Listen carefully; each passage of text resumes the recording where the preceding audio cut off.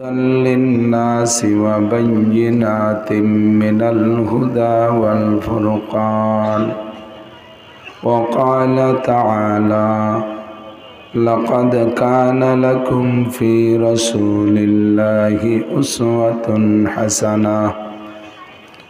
وقال محمد رسول الله صلى الله عليه وسلم: علمني ربي فأحسن تعليمي، وأدبني ربي فأحسن تأديبي.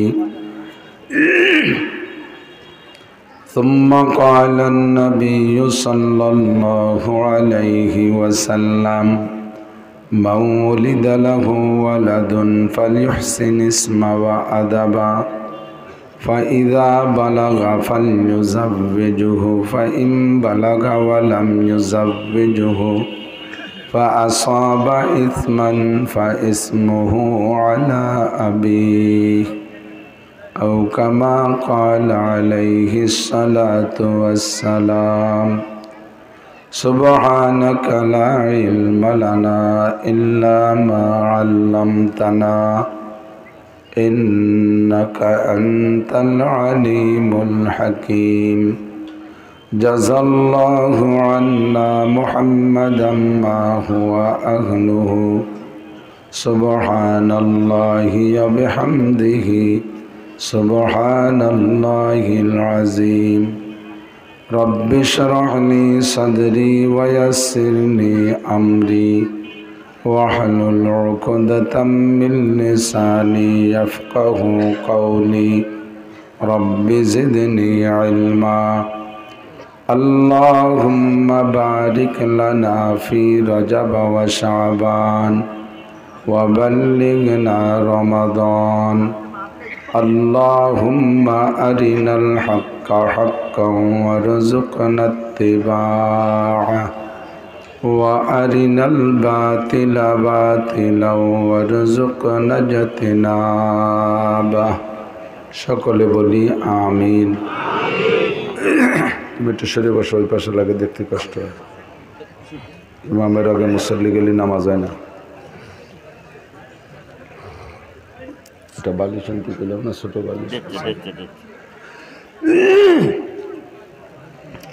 একটু দুরূদ শরীফ পড়ে রে। আল্লাহুম্মা সাল্লি আলা মুহাম্মাদিন ওয়া আলা আলি মুহাম্মাদ কামা সাল্লাইতা আলা ইব্রাহিম ওয়া আলা আলি ইব্রাহিম ইন্নাকা হামিদুম মাজিদ। اللهم بارك على محمد وعلى آل محمد كما باركت على إبراهيم وعلى آل إبراهيم إنك حميد مجيد। ঐতিহ্যবাহী মহিষদিয়া দারুল উলুম মাদ্রাসা এতিমখানা, গাজীরহাট, দিঘলিয়া, খুলনা, বাংলাদেশের উদ্যোগে আয়োজিত ৪৫তম বাৎসরিক নুরানি কুরআনী মাহফিল। অধ্যকার মাহফিলের সম্মানিত সভাপতি, জামিয়ার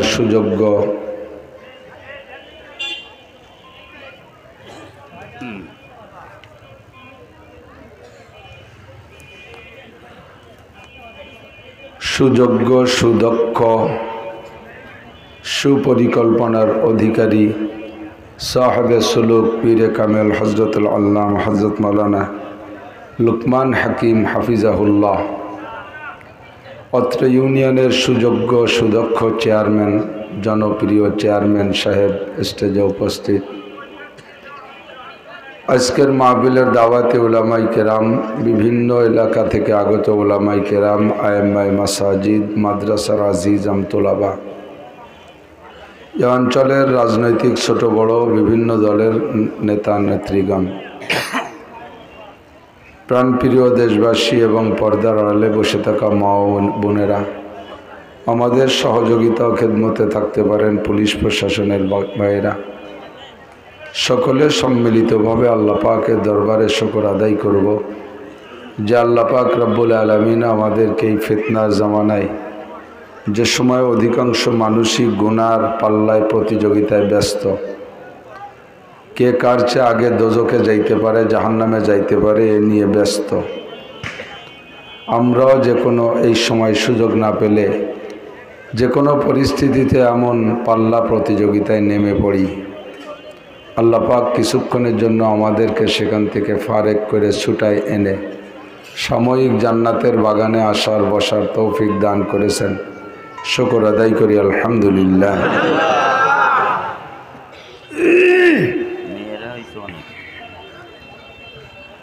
বলছি তো তাকে নামও কইছি, মা বোনরা কইছি। প্রত্যেকটা মজলিসের কিছু নিয়ম কানুন আছে।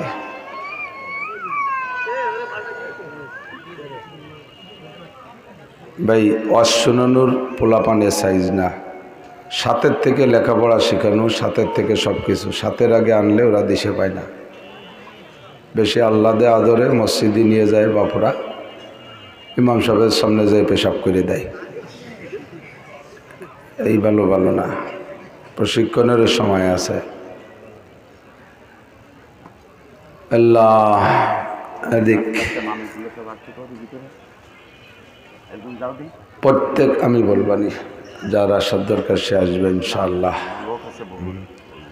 ভলেন্টিয়াররা যারা আছেন তারা তাদের দায়িত্ব পালন করেন। মজলিসের আদব হলো মজলিসের ভিতরে বসে বয়ান শোনা।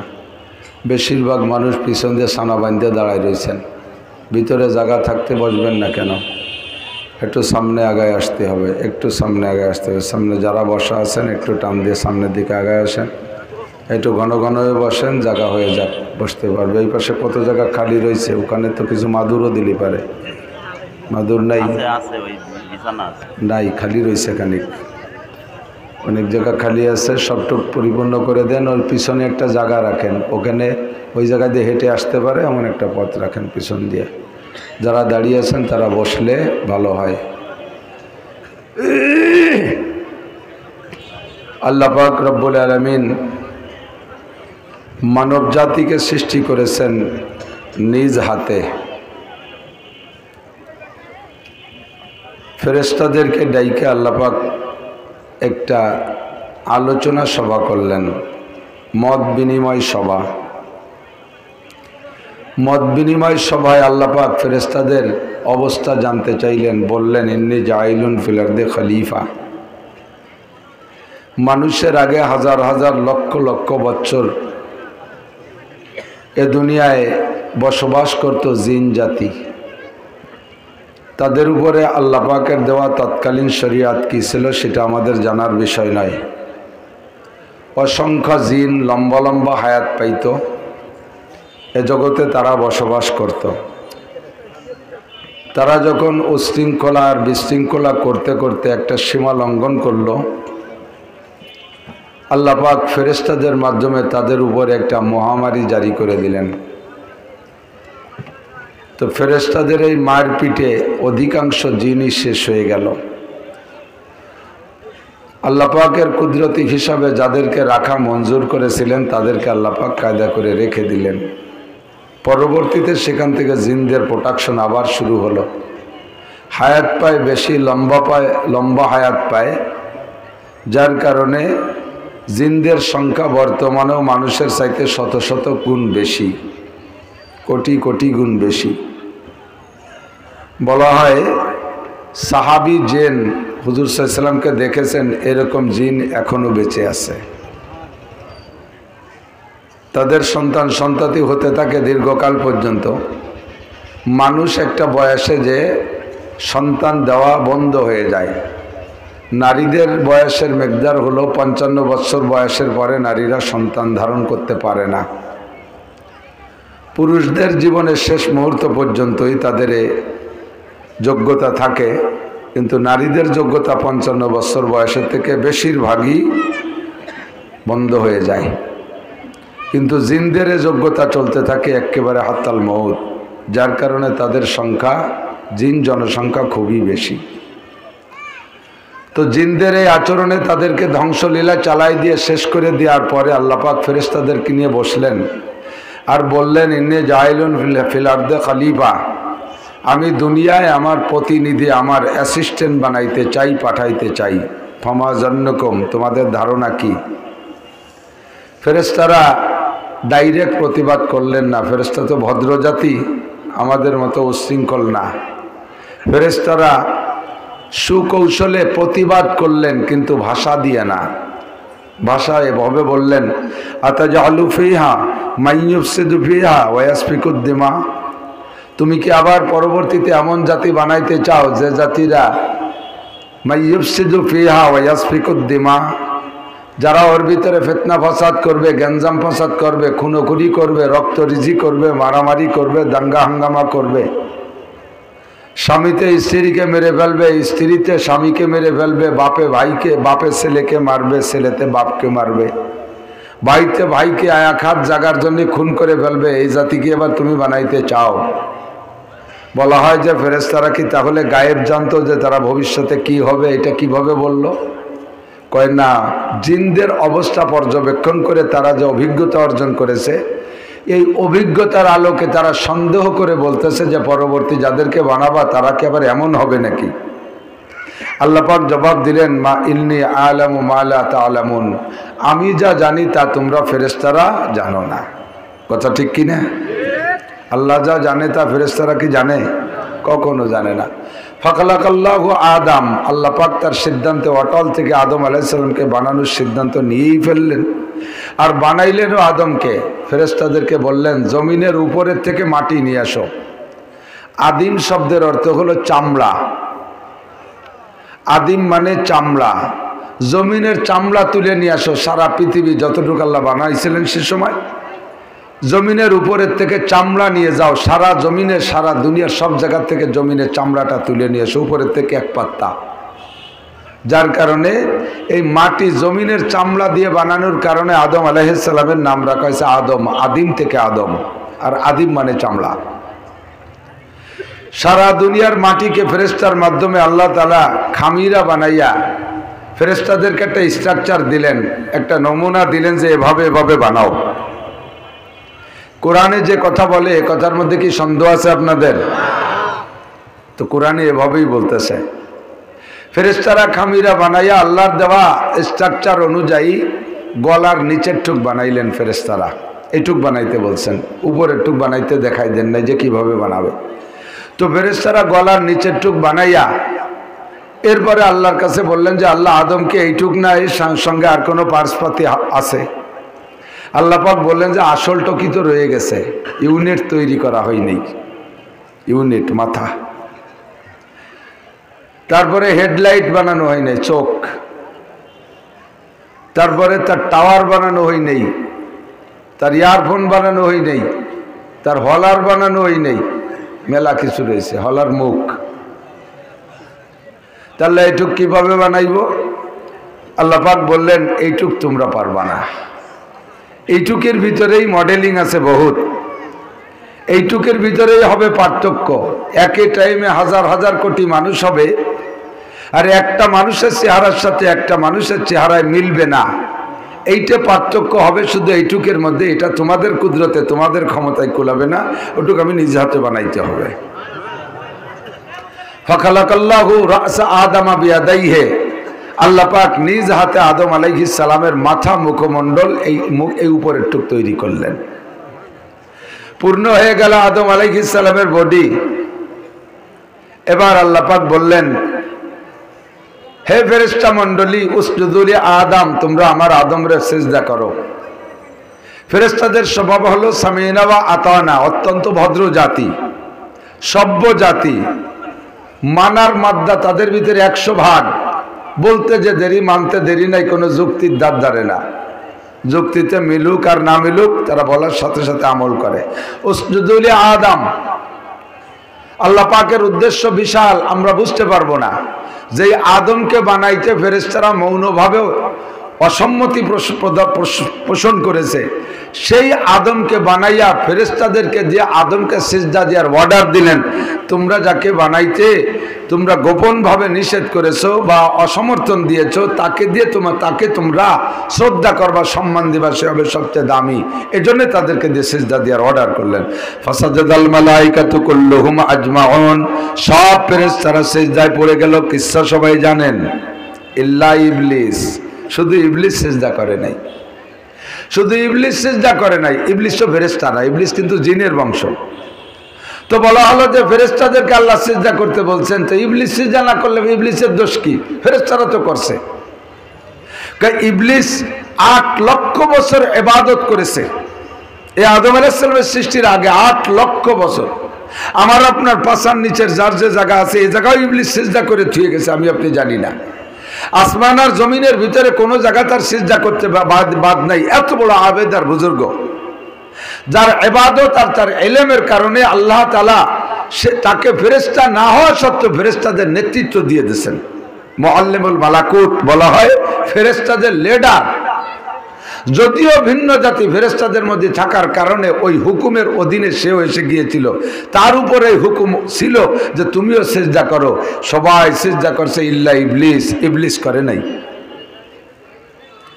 তো আল্লাহ পাক এবার বললেন, ইয়া ইবলিস মা মানাকা আন তাসজুদা ইয আমারতুক লিমা খালাকতু বিয়াদাইয়া। আদমকে যে আল্লাহ পাক রব্বুল আলামিন নিজ হাতে তৈরি করেছেন, এই আয়াতের দ্বারা প্রমাণ। ইয়া ইবলিস মা মানাকা আন তাসজুদা ইয আমারতুক লিমা খালাকতু বিয়াদাইয়া। ও ইবলিস, যেই আদমকে আমি আল্লাহ নিজ হাতে তৈরি করেছি, গলার উপরের টুক বানাইছেন মানে আমি নিজ হাতে তৈরি করেছি, তাকে একটা সিজদা দিতে বললাম, কোন জিনিসে তোকে সিজদা থেকে ঠেকাইলো? বোঝা যায় সর্বপ্রথম মানুষটাকে আল্লাহ তাআলা নিজ হাতে বানাইছেন। কথা বলেন, স্বীকার করবেন না? সর্বপ্রথম মানুষটার নাম কি? একটু বলেন কি? আপনাদের এটা কি তেরোখাদা না দিঘলিয়া? দিঘলিয়া, পাশের থানা তেরোখাদা। ওই জায়গাকে আদম আলাইহিস সালাম আইছিল নাকি আল্লাহই জানে। মানে তো আদমপুর গ্রামই একটা আছে। আপনাকে তো জানা উচিত, খুলনার মানুষ অনেক দিক দিয়ে দাবি। সর্বপ্রথম মানুষ আদম আলাইহিস সালামের নাম, সেই নামে গ্রামও খুলনা। আর বাংলাদেশের সর্বপ্রথম তবলিগ আনছে, তাও এই খুলনার হযরত মাওলানা আব্দুল আজিজ সাহেব রহমাতুল্লাহ আলাইহি।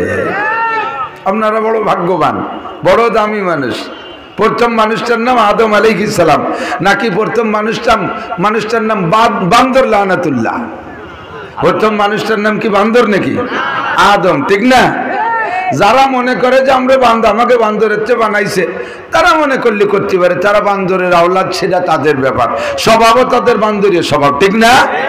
আমাদের প্রধানমন্ত্রীও মানুষের আওলাদ, বঙ্গবন্ধু শেখ মুজিবুরও মানুষের আওলাদ, জিয়াউর রহমানও মানুষের আওলাদ, এরশাদ সাহেবও মানুষের আওলাদ। এখন যদি কেউ সাজিয়ে সুজিয়ে বান্দরের বংশধর হতে চায়, তাতে আমাকে কি? আমরা কেউ বান্দরের আওলাদ না, ঠিক না? আমাদেরকে আল্লাহ তাআলা মানুষ থেকে সৃষ্টি করেছে। দুঃখ লাগে, এর মাথার মধ্যে কেন ঢুকলো? কি পরিমাণ ফেসবুকে ডেলি দেখি তো, কতটা লেখে। একটু লজ্জা হলো না?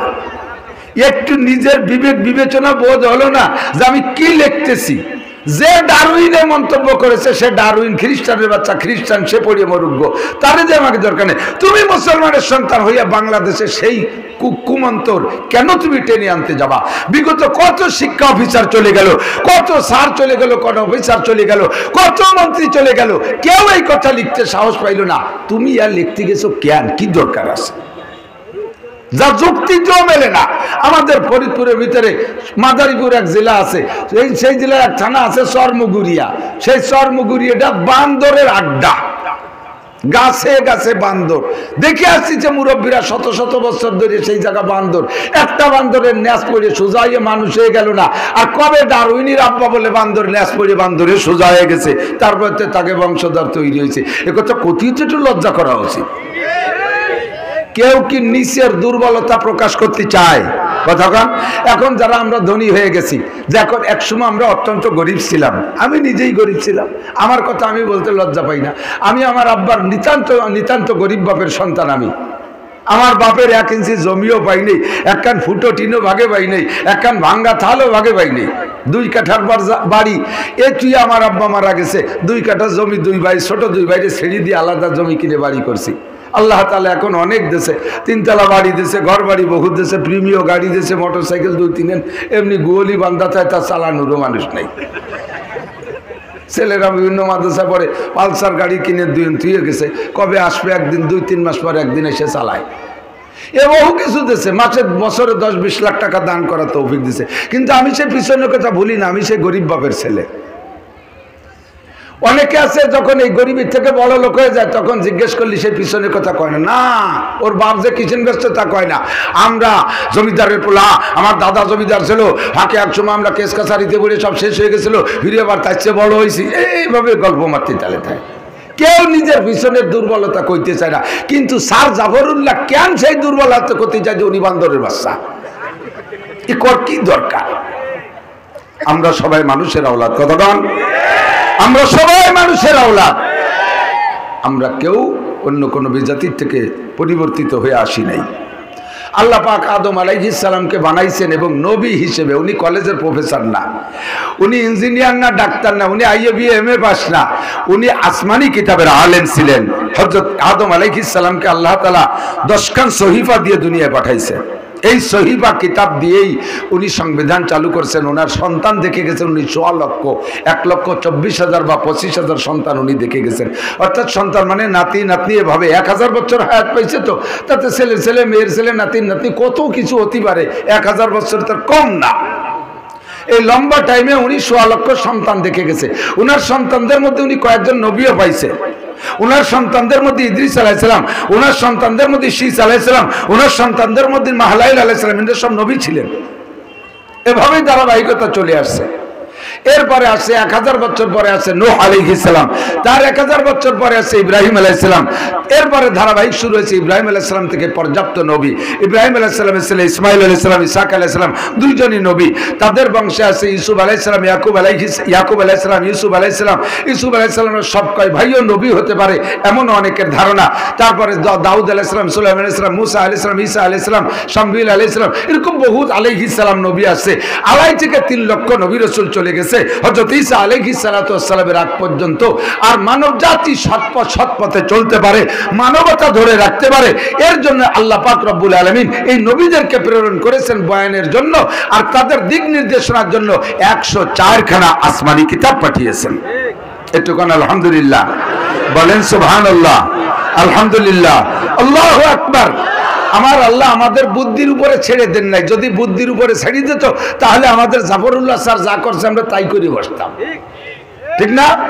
ছোটবেলায় একদিন শুনতাম কাজলের নাটক, কাজলের সাইকেল হারাই গেছে, অফিসে চাকরি করে সাইকেল হারাই গেছে। জানেন তো, অনেকে শুনছেন, এগুলো কানে আসতে উড়িয়ে উড়িয়ে শুনতাম। তো সাইকেল হারাই গেলি কাজল যে স্যাররে বলতেছে, স্যার আমার সাইকেল হারাই গেছে, সাইকেলের ব্যবস্থা করে দিয়েন, কিন্তু নালি কিন্তু গতবার যা করছিলাম এবারও কিন্তু তাই করবানি। গতবার সাইকেল হারাই গেলি যা করছিলাম এবারও তাই করবানি। তা শুনে স্যার কাঁপিয়ে গেছে যে গতবার সাইকেল হারাই গেলি আগে স্যারের সাথে কি আছে, মারামারি, দাঙ্গা হাঙ্গামা না কি যে কি করছে, এবারও যদি তাই করে তো অফিসের মধ্যে এটা ঝামেলা। তেমনি নর্মালে জিজ্ঞেস করছে, কাজল গতবার সাইকেল হারাই গেলি তুমি কি এসেছিলে? তাই 10 মাইল হাঁটি গেছিলাম। সাইকেল হারাই গেলি তো বাড়ি 10 মাইল হাঁটে যেতেই হবে। তা আমরা যদি আল্লাহ তাআলা আমাদের আসমানি কিতাবের নবী রাসূল না দিতেন, তাহলে জাফরুল্লাহ যা করছে গতবার আমরা তাই করে বসতাম নি, কিতাব বলা যায় না। আল্লাহ তাআলা আমাদেরকে আসমানি ভাবে সাহায্য করেছেন, 104 খানা আসমানি কিতাব দিয়েছেন। আমরা একটু শুকর আদায় করি, আলহামদুলিল্লাহ। মেহেরবান আল্লাহ আমাদের বাঁচাইছে, কতক্ষণ ঠিক না? আমার যদি আমার জ্ঞান বুদ্ধি দিয়ে আল্লাহরে খুঁজে নেওয়ার দায়িত্ব দিত তাহলে পারতাম না। যত বড় বিজ্ঞানী হন না কেন আল্লাহরে খুঁজে পাইতাম না। কোরআন শরীফের সর্বপ্রথম বাংলাদেশে যারা বঙ্গানুবাদ করেছেন তার মধ্যে অন্যতম ডক্টর গিরিশচন্দ্র সেন। উনিও একজন, ওই সময় উনি সর্বপ্রথম করেছে তা না, আরো অনেকে করেছে, তার ভিতরে উনিও করেছেন। এবং ওনার বঙ্গানুবাদটা একুরেট, সহি, কোনো ভুল হয় নাই। ওলামায়ে কেরাম সমর্থন করেছে, আমরাও তো অনেক সময় দেখি। এই গিরিশচন্দ্র সেন উনি কোরআন শরীফ তর্জমা করেছে, কিন্তু উনি আল্লাহকে খুঁজে পায় নাই, মুসলমান হতে পারে নাই। কোরআন শরীফের খালি তর্জমা না, যদি উনি তাফসীরও লেখে, হাজার খণ্ডে তাফসীরও লেখে, যদি কলেমা পড়ে মুসলমান না হয়ে থাকে, এই কোরআন তর্জমার বদৌলতে 1 সেকেন্ডও জান্নাতে যেতে পারবে না। আল্লাহ পাক নিজেই বলেন, মান আমিলা সালিহাম মিন যাকারিন আও উনসা ওয়া হুয়া মুমিন ফালানুহিয়ান্নাহু হায়াতান তাইয়্যিবা। মান আমিলা সালিহাম মিন যাকারিন আও উনসা, নারী আর পুরুষ যদি নেক আমল করে, ফালানুহিয়ান্নাহু ওয়া হুয়া মুমিন, এই নেক আমলের সাথে শর্ত হলো ঈমান লাগবে। ঈমানের সাথে যদি ভালো কাজ করে, ঈমানের সাথে নামাজ, ঈমানের সাথে রোজা, ঈমানের সাথে হজ, ঈমানের সাথে যাকাত, ঈমানের সাথে কোরআন পড়া, ঈমানের সাথে কোরআন লেখা, ঈমানের সাথে কোরআন তরজমা করা, ঈমানের সাথে কোরআনের তাফসীর করা, ঈমানের সাথে মসজিদ করা, ঈমানের সাথে মাদ্রাসা করা, ঈমানের সাথে দান করা, ঈমানের সাথে খয়রাত করা, ঈমানের সাথে সব ভালো কাজ করা, যদি নারী আর পুরুষ ঈমানের সাথে নেক আমল করে, আল্লাহ পাক বলেন ফালানুহিয়ান্নাহু হায়াতান তাইয়্যিবা, তাহলে তাকে দুনিয়ার জিন্দেগিতে আমি সুখময় সুন্দর একটা জীবন ব্যবস্থা দান করব, ওর জীবনে কোনোদিন অশান্তি হবে না। আর ঈমান ছাড়া বেঈমানের সাথে কোরআনের তরজমা লিখলেও কাম হবে না, কোরআন পড়লেও কাম হবে না, কোরআনের তাফসীর করলেও কাম হবে না, বেঈমান অবস্থায় নামাজ পড়লেও কাম হবে না, রোজা রাখলেও কাম হবে না, কোটি কোটি টাকা দান করলেও কাম হবে না। কাম হবে এতটুক, তার বিনিময় দুনিয়ায় পাবেন, পরকালে পাবেন না। আল্লাহ পাক আবার শাকির, আল্লাহ বান্দার ইবাদতের প্রতিদান দিয়ে থাকে। ভালো কাজকে আল্লাহ বেকার যেতে দেয় না, প্রত্যেকটা ভালো কাজের প্রতিদান আল্লাহ দেয়। মুমিনের করলেও দেয়, কাফেরে করলেও দেয় ভালো কাজের প্রতিদান। তবে মুমিনদেরকে দুনিয়ায়ও দেয়, আখিরাতেও দেয়। আর কাফেরদের শুধু দুনিয়ায় দেয়, আখিরাতে দেয় না। আল্লাহ পাক বলেন, মান কানা ইউরিদু হারসাদ দুনিয়া নুতিহি মিনহা ওয়া মা লাহু বিল আখিরাতি মিন নাসিব। যদি কেউ দুনিয়া চায়, তাকে আমি দুনিয়া দেই। যদি শুধু দুনিয়া চায়, তাকে আমি দুনিয়া দেই। ওয়া মা লাহু বিল আখিরাতি মিন নাসিব, আখিরাতে যাররা পরিমাণও কিছু পাবে না। ওয়া মান কানা ইউরিদু হারসাল আখিরা নাজিদ লাহু ফি হারসিহি নাজিদ লাহু ফি হারসিহি। আর যদি কেউ আখিরাতের ক্ষেত চাষ করে, ঈমানের সাথে নেক আমল করে, ঈমানের সাথে ভালো কামগুলো করে, আল্লাহ পাক বলেন তার এই কাজের ভিতরে বরকত দেব। একটা নেক আমল করলে 10 গুণ তারে নেকি দেব, সময়ের পার্থক্যে আরো বেশি দেব। রমজান মাসে করলে 700 গুণ দেব, ঘরে বসে করলে 1 গুণ দেব, মসজিদে যেয়ে করলে 527 গুণ দেব, মসজিদে নববীতে করলে 50,000 গুণ দেব, হেরেম শরীফে করলে তাকে লক্ষ গুণ বাড়াইয়া দেব। জোরে কন্যা সুবহানাল্লাহ। আল্লাহ বলেন নাই যে যারে দুনিয়া দেব, ঈমানের সাথে নেক আমল করলে তারে আখিরাত তো দেব পর্যাপ্ত পরিমাণ, আর দুনিয়া দেব না তা বলে নাই। দুনিয়া যা লাগবে তা দেব। আর যদি কেউ দুনিয়া আখিরাতকে বাদ দিয়া, ঈমান বাদ দিয়ে শুধু দুনিয়াই কামনা করে, নুতিহি মিনহা, তারে দুনিয়া দেব না তা না, দেব একটু। তবে ওয়া মা লাহু বিল আখিরাতি মিন নাসিব, পরকালে তার ভাগ্য খারাপ, একেবারে কিছুই পাবে না। এই জন্য দোস্ত, হযরত ওমর ইবনে খাত্তাব রাদিয়াল্লাহু তাআলা আনহু ইসলাম গ্রহণ করার পরে নবী পাককে একদিন জিজ্ঞেস করলেন, হুজুর এখন তো যা করি আলহামদুলিল্লাহ আমলনামায় জমা হচ্ছে, আখিরাতে পাবো, তো আমরা কাফের থাকতে তো ভালো ভালো কিছু কাজ করতাম, তার কোনো প্রতিদান আল্লাহ আমাকে দেবে না? বুঝেন নাই? কাফের থাকতে কাফেররা ভালো কাজ করে না, খ্রিস্টানরা দান করে না, সবচেয়ে বেশি তারাই করে। ইহুদ নাসারা করে, বহুত হিন্দু করে। আমাদের ফরিদপুরে বাঙ্গার ওই পাশে একটা মাদ্রাসা আছে, কাউলিবেড়া, হযরত মাওলানা শফিক মাদানী হাফিজাহুল্লাহর মাদ্রাসা। উনি বললেন প্রত্যেক বছর সবার সময় ওই পাশে এক হিন্দু মাদ্রাসা একটা গরু দেয়। এক হিন্দু বড় লোক মাদ্রাসা একটা গরু দেয় সবার খেদমতের জন্য, মাহফিলের জন্য। কুরবানির সময় ছেলেকে একটা গরু দেয়। মাদ্রাসার বড় বড় বিল্ডিং করছে, এর অর্ধেক মনে হয় ইট হবে সেই হিন্দু ভদ্রলোকের দিয়া। মাঝে মাঝে বাজার করে পাঠায় দেয় ছাত্র উস্তাদদেরকে খাওয়ানোর জন্য। এই হিন্দু ভদ্রলোক এরকম দান করে। অনেক হিন্দু আছে দান করে, অনেক হিন্দু আছে এরকম ভালো। তো হুজুর আমরা কাফের থাকাকালে যে ভালো কাজগুলো করছি, এর কোনো প্রতিদান দেবে না আল্লাহ? তো হুজুর বলেন এর প্রতিদান তো পেয়েই গেছো। কি বললাম হুজুর এর প্রতিদান? কয় যে তুমি কাফের থাকা অবস্থায় যে ভালো কাজগুলো করেছো, এর প্রতিদানে আল্লাহ পাক তোমাকে ঈমানের মতো নিয়ামত দান করেছে। এর কারণে তুমি ঈমান পেয়েছো। ফাঁকে একটু কয়ে যাই, মাঝে মাঝে মাদ্রাসার জন্য আপনারা কালেকশনে যান না, মাহফিলের কালেকশন, মসজিদের কালেকশন, মাদ্রাসার কালেকশন, যান কালেকশনে, মুসলমানদের কাছ থেকে কালেকশন করেন। হিন্দুরা যদি কিছু দেয় এটা কিন্তু নেবেন, হিন্দুরা দিলেও নেবেন, এটা ফেরত দেবেন না। হতে পারে ওই হিন্দু ভদ্রলোকের 10 টাকা, 20 টাকা, 100 টাকা, 200 টাকা দানের ওসিলায় আল্লাহ তাআলা তাকে ঈমান নসিব করে বসতে পারে। টাকাটা যদি না নেন তাহলে হিন্দু ভদ্রলোক ইসলামের প্রতি ঘৃণা এসে যেতে পারে। মুসলমানরা হিংসুটে, এরা বড় তরফদার, হিংসুটে, এইগুলো তার ঘৃণা আসলে আর হিদায়াত নসিব হবে না।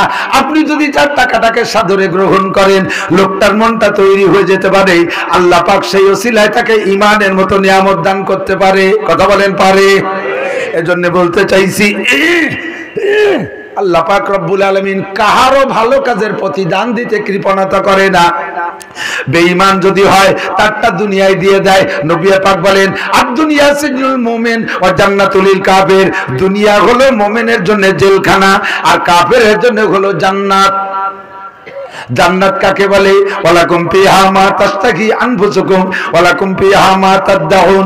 মুখে যা বলবা তাও পাবা। জান্নাতে যাওয়ার পরে মুখে যা বলবা তাও পাবা, মনে যা ভাববা তাও পাবা।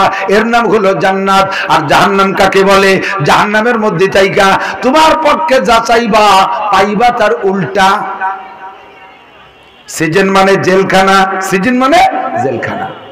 দুনিয়ার জেলখানায় আপনার এলাকার মানুষ তো জেলে কোনোদিন যায় না। মাশাআল্লাহ যায়। চেয়ারম্যান সাহেব বললেন যায়, যার দরকার হলে যাবে না, তো বাড়ি বসে থাকবে নাকি? রমজানে এতেকাফে বসতি কইতি তা যাবে না, তাবলীগি সিল্লে জাতি কই তা যাবে না। কাজে কাজে আল্লাহ ধরে নিয়ে জেলখানায় বসে এতেকাফ করায়, সিল্লে ওই জায়গা বসে দিয়ে। মসজিদে তবলিগ জামাত আছে, একটু চিল্লা দেন, একটু চিল্লা দেন, কোনোভাবে দেবে না, সব তশকিল হয়ে গেছে, এক বুড়ো দেবেই না। শেষ পেশ করা, তোমার চাষির কাছে শুনি আসি। এই চাষির কাছে শুনতি কয়ে মানে ফলাই চলে যাবে, এই কয়ে শুনতে গেছে। বাড়ি যাইয়ে দেখা যায় রাতের অন্ধকার, ঈশান নামাজের আগ দিয়া ছেলেরা ভাই বেটারা তুমুল বাড়ি লেগে গেছে। বুড়ো ঠেকাতে যাইয়া বাড়ি লাগবি তো লাগ, বুড়োর মাথায় লাগছে, শীতে পড়িয়ে গেছে। বাপরা ছেলেরা থামিয়ে গেছে, বাপ পড়িয়ে গেছে, ভাই বেটারা থামিয়ে গেছে, চাষা পড়িয়ে গেছে, মারামারি এই পর্যন্ত শেষ। বুড়োরা টানি ধরে বারান্দায় উঠেছে, ডাক্তার এনে তদবির করতে করতে এক চিল্লে বারান্দায় চলে গেছে। টাকা গেছে 10,000। ভালো রে, সাড়ে না নিয়ে গেছে ওই জায়গার থেকে খুলনা 250 বেডে। ও জায়গা 250 বেডে আর এক চিল্লা, 40 দিন লেগে গেছে সুস্থ হতে। ও জায়গা লাগছে 40,000, টাকা চলে গেছে 50,000, চিল্লে গেছে 2 ডিয়া। ঠিক না? এরপরে সুস্থ হয়ে বাড়ি আইছে, 2 দলে মালি মামলা, কেসাকেসি, পুলিশে ধাওয়া মারছে, যুবকরা সব সারিয়ে দত্তে ধরা পড়ে গেছে। বুড়ো পুলিশে তার খালি হাতে বাড়ি যাওয়া মানুষ না, ধরিয়ে নিয়ে গেছে, নিয়ে জেলখানায় বসাই দিচ্ছে। আর এক চিল্লা সাড়াই আনতে লাগছে, আর 50,000, টাকা চলে গেছে 1 লাখ, চিল্লে দিয়েছে 3 ডে, কিন্তু একটাও মসজিদই না। আল্লাহ এ কাম করতে পারে কি পারে না? ও মুসলমান, জেলখানায় খাটি কিন্তু জায়গা মতো সময় দেই না বিদায়, এরকমই চলে যায়। নিয়ম এইটা, টাকার স্বভাব আর সময়ের স্বভাব এরকম। যদি সময়রে আপনি জায়গা মতো না দেন, সময়টা অন্য জায়গায় চলে যাবে, খারাপ জায়গায় চলে যাবে, খারাপ জায়গায় চলে যাবে। যদি সময়কে জায়গা, হাফেজ যারা কোরআন শরীফ যারা পড়তে জানে তারা আমার সাক্ষী দেন, যারা মক্তবে কোরআন শরীফ পড়ান, দেখবেন যেই লোকটা ভুল কোরআন শরীফ পড়ে, টানের জায়গা যদি না টানে, তাহলে যে জায়গা টান হবে না, টানটা সেই জায়গা হয়ে যায়। আর না টানার জায়গা যদি টানিয়ে দেয়, তাহলে টানের জায়গা টান বাদ যায়। টান একটু হবে, তাইতে জায়গা মতো না দিলেও জায়গা হবে।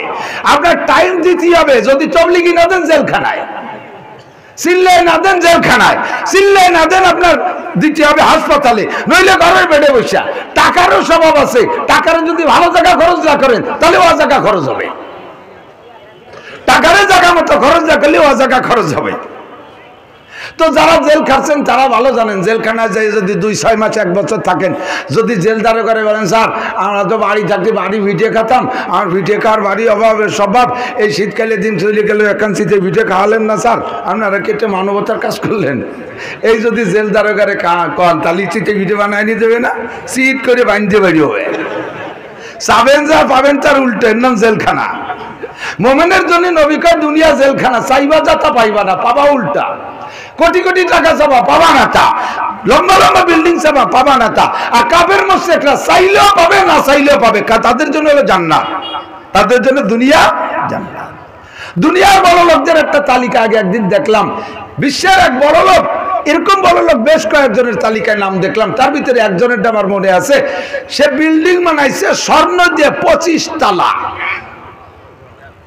এ to Z, bathroom, high commode, low commode, সব শাওর মাওর যা আছে সব কিছু বানাইছে স্বর্ণ দিয়ে, ভিতরে খাট পালং সুপা টুপা সব স্বর্ণের। ফ্যামিলিতে 6 জন মানুষ, তাদের ব্যবহারের জন্য প্রাইভেট কার 600। আমাকে তো থানা বইও 600 নাই, জেলা বইও 600 পাওয়া যাবে কিনা পাওয়া যায় না, প্রাইভেট কার। এবং প্রত্যেকটা কারের ভিতরে 2 মণ 3 মণ স্বর্ণ দিয়ে পার্টস পাতি বানানো, আলাদা করে অর্ডার দিয়ে। এই 6 জনের খেদমতের জন্য 600 প্রাইভেট কার, 600 খাদেম আলাদা। কি কি খেদমত করে তা আল্লাহ জানে। বাদাল ইসলাম গরিবান সায়াউদুহু কামা বাদা। আজ ইসলাম আসছে গরিবদের ভিতর দিয়া, তুবা লিল গুরাবা, গরিবদের মধ্যে দিয়ে চলবে, আর গরিবরাই বড় ভাগ্যবান। কথা বলেন ঠিক কি ঠিক না? আমরা চারটে ধান পাট পাই, ওর মধ্যে মুঠখানিক দেই, ওর মধ্যে সামান্য কিছু দেই। আল্লাহ পাক আমাদের মাধ্যম দিয়ে ইসলাম ধরে রাখছে, চলতে থাকবে গরিবদের ভিতর দিয়া। ওই 25 তলা স্বর্ণের বিল্ডিং ওয়ালার গায়ে ইসলামের ছোঁয়া লাগে নাই। ওই 1 টাকা মসজিদে দেয় না, 8 আনা পয়সা ফকিরে দেয় না, মাদ্রাসায় 4 পয়সা দেয় না, ওর কাছে কোনো হুজুররা যায় না, ওর সম্পদের সাথে ইসলামের ছোঁয়া লাগে না। আমরা গরিব মানুষ ধান পাট খেত কামার করি, একটু মাছ শাক ধরি, ভ্যান রিক্সা চালাই, হুজুররা যে আমাদের কাছে চায়, আর আমরা তাই কিছু না কিছু দেই, একমাত্র জান্নাতের আশায়। কথা কান ঠিক না? এবার এই টাকা যদি জায়গা মতো না দেন, টাকা চলে যাবে পুলিশের পেটে, টাকা চলে যাবে ডাক্তারের পেটে, টাকা চলে যাবে উকিলের পেটে, টাকা চলে যাবে ব্যারাকের পেটে, গ্রামীণ ব্যাংকের পেটে, কারিতাসের পেটে, বিআরডিবির পেটে, স্বনির্ভরের পেটে, জাগরণী চক্রের পেটে, এইরকম যত আছে নোংরা জায়গা, এইসব টাকা চলিয়া যাইবে। টাকা চলে যাবে কি বলা হয় চোরের পেটে, ডাকাতির পেটে। টাকারে ভালো কাজে না লাগাইলে টাকা খারাপ জায়গা চলিয়া যায়। ও বন্ধু, আর দুনিয়া সিজনুল মুমিন, জান্নাতুল কাফের। মুমিনের জন্য হলো জেলখানা, যা চাইবেন তা পাইবেন না। আর কাফেরদের জন্য জান্নাত, তারা যা চাবে তা তো পাবে, মনে যা ভাববে তাও পাবে। আমার লজিগির পাশে, আমার লজিগালার জমির পাশে খেপু মুসাই নামে এক হিন্দু ছিল, ওর জমি ছিল ওই জায়গা, পাশাপাশি জমি, একই ল্যান্ড। মধুমতি নদীর পানি উঠে পলি দুইটাই একরকম পড়ে। আমার লজিগালা দান বুনায়, তার মাছ রায় হাইতে ওই মাইরিয়া কুকি মুকড়ি ধরে যায়। আর সে খেবু মুসার জমিতে ডেলি হয়ে থাকে। আমার লজিগালার ক্ষেত্রে জমি মানে কলাই বুনাইছে, তা হয়ে গেছে সব কোয়েরা কি কি যেন কয়ে যে কুঞ্চে মূলা, তারপরে আড়াই বেশি, এই যে বেরিয়ে গেছে। আর খেবু মুসার জমিতে ডাইলিয়ে কলাই হয়ে রয়েছে। ওরা যা চায় তা পায়, না চাইলেও পায়। আর আমরা চাইবো যা তাতে পাবো উল্টা। কিন্তু এতে আমাদের দুঃখের বিষয় না, কারণ আমাদের পাওয়ার জায়গা রয়ে গেছে আখেরাতে। কথা গান দুনিয়ায় আপনি যদি শবে বরাত সামনে আসতেছে, আর কয়দিন পরে শবে বরাত, আর 1 মাস পরে শবে বরাত। এই শবে বরাতে চাইবেন পাইবেন, শবে কদরে চাইবেন পাইবেন। চাইবেন আল্লাহর কাছে 1 কোটি, আল্লাহ আপনারা দেবে 1 লাখ। আপনি কবেন যে আল্লাহ কাজটা হইলে কি 1 কোটি টাকা দিলি বারে দেখতে তোমারে কি পরিমাণ দিতাম, আমারে 1 কোটি দিলি তোমারে 50 লাখ দিতাম। আল্লাহ কয় যে তোমারে 1 কোটি আমি দিলি, তুমি আমার 50 লাখ দিতে। তার প্রমাণ কি? তার প্রমাণ কি? তোমার কাছে আজকে কি পকেটে 2000 টাকা আছে? বলে আছে তো, তো 1000 টাকা দিয়ে দাও এই যে মসজিদে মাদ্রাসায়। ও তাই কি 2000 থেকে 1000 দেওয়া যায় নাকি? তো 2000-এর থেকে 1000 টাকা দেওয়া যত কঠিন, 1 কোটির থেকে 50 লাখ টাকা দেওয়া তার সাথে লাখ লাখ গুণ কঠিন। কথা বল, 1 কোটির থেকে 50 লাখ টাকা দেওয়া বহুত কঠিন, 2000-এর থেকে 1000 দেওয়া সহজ, 20 টাকা থেকে 10 টাকা